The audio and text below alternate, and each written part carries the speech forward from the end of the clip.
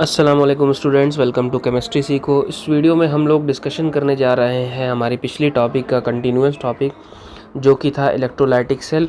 तो वहाँ पर हमने बताया था कि इलेक्ट्रिकल एनर्जी जो है कन्वर्ट होती है केमिकल एनर्जी में, ठीक है। और इस दौरान कुछ प्रोडक्ट्स फॉर्म होते हैं इलेक्ट्रोलाइटिक चैम्बर में, ठीक है, कुछ प्रोडक्ट बनते हैं। तो उन्हीं प्रोडक्ट के ऊपर हम डिस्कशन करेंगे इस वीडियो में, और कौन कौन से फैक्टर्स उनको इफ़ेक्ट करते हैं इसके बारे में बात करेंगे। तो वीडियो को एंड तक देखिएगा ताकि आपको पूरी बातें समझ में आ सके। तो चलिए शुरू करते हैं। Factors on which products at electrode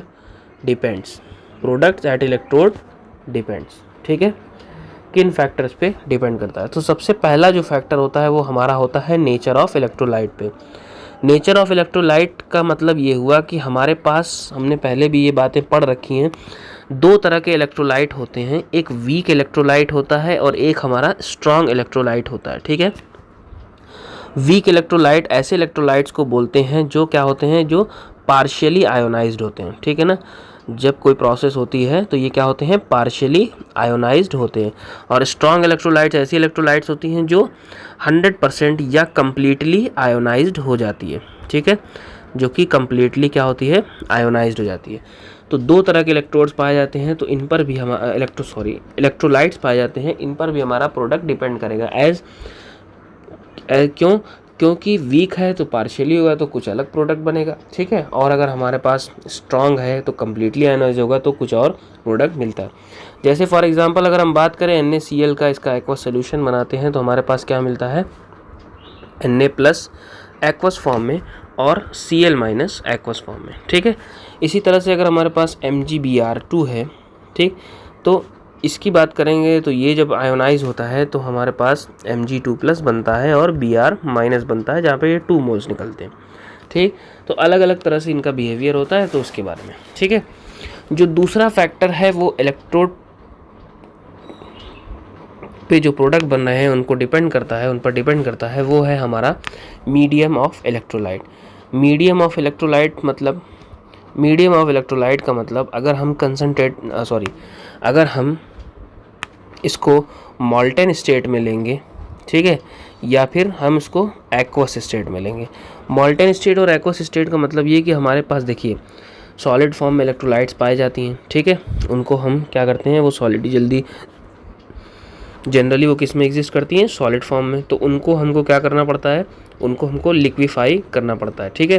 तो अगर दो मेथड है, या तो हम वाटर में डाल के कर दें या फिर हम उसको क्या करें, पिघला दें, ठीक है, मेल्ट कर दें, ठीक है। तो दोनों केसेस में तभी आयंस का फ्लो होगा, सॉलिड में तो आयंस का फ्लो हो नहीं पाता। तो हमारे पास दो तरह की इलेक्ट्रोलाइट का मीडियम बनता है, एक मॉल्टेन स्टेट और एक एक्वस स्टेट, ओके। तीसरा जो हमारा फैक्टर आता है वो भी बड़ा इम्पॉर्टेंट है, जो कि है हमारा concentration of electrolyte. Concentration of electrolyte का मतलब कि या तो हमारे पास डाइल्यूटेड इलेक्ट्रोलाइट हो या फिर हमारे पास कंसंट्रेटेड हो। कंसंट्रेटेड इलेक्ट्रोलाइट हो या डाइल्यूटेड हो, कंसंट्रेटेड होगी तो यहाँ नंबर ऑफ आयंस बहुत ज़्यादा होंगे, ठीक है। और अगर डाइल्यूटेड होगी तो यहाँ पे नंबर ऑफ आयंस कम होंगे इलेक्ट्रोलाइट के, ठीक है ना। आयंस तो होंगे बहुत, क्योंकि कंसंट्रेट वाटर में ही अगर हम डाइल्यूट कंसंट्रेट कर रहे हैं तो आयंस तो होंगे, लेकिन जो इलेक्ट्रोलाइट होगी डाइल्यूटेड फॉर्म में उसके आयंस कम होंगे, ठीक है ना, नंबर ऑफ आयंस कम होंगे, ठीक है। वाटर तो ज़्यादा होगा, लेकिन जो उसके दूसरे जो इलेक्ट्रोलाइट हम जैसे NaCl ले रहे हैं डाइल्यूटेड फॉर्म में, तो NaCl के आयंस हमको कम मिलेंगे लेकिन वाटर के ज़्यादा मिलेंगे, ठीक है। तो इस तरह से कंसंट्रेशन पर भी प्रोडक्ट डिपेंड करता है। इसके अलावा जो तीसरा फैक्टर है वो है हमारा नेचर ऑफ इलेक्ट्रोड पे। नेचर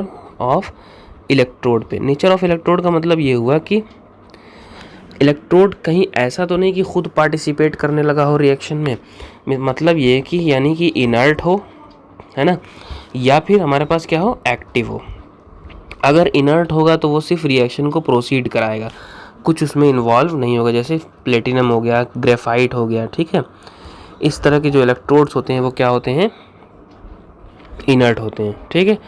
एक्टिव इलेक्ट्रोड्स क्या होते हैं? एक्टिव इलेक्ट्रोड्स वो जो खुद रिएक्शन में पार्टिसिपेट करना शुरू करते हैं, जैसे कॉपर हो गया, जिंक हो गया, सिल्वर हो गया, आयरन हो गया, इस तरह की चीज़ें। इस तरह का अगर हम इलेक्ट्रोड लेंगे तो वो खुद रिएक्शन में इन्वॉल्व होने लगेंगे, यानी इलेक्ट्रिकल एनर्जी जो कन्वर्ट हो रही है केमिकल एनर्जी में, उसमें इलेक्ट्रोड भी अपना योगदान या अपना भी कंट्रीब्यूशन देने लगेगा, तो उसमें हमको अलग तरह का प्रोडक्ट मिलता है। तो ये टोटल 4 फैक्टर्स होते हैं। जैसे पहला हमारा नेचर कैसा है इलेक्ट्रोलाइट का, यानी वीक और स्ट्रांग हो, फिर मीडियम कैसा है, फिर कंसंट्रेशन कैसी है, और उसके बाद फिर उसका नेचर ऑफ इलेक्ट्रोड कैसा है, यानी एक्टिव इलेक्ट्रोड है या फिर इनर्ट इलेक्ट्रोड है। तो ये था हमारे चारों फैक्टर्स। अब हम इनको डिटेल में स्टडी करेंगे अलग अलग शॉर्ट वीडियोस में, जो कि आगे कंटिन्यूस रहेंगी।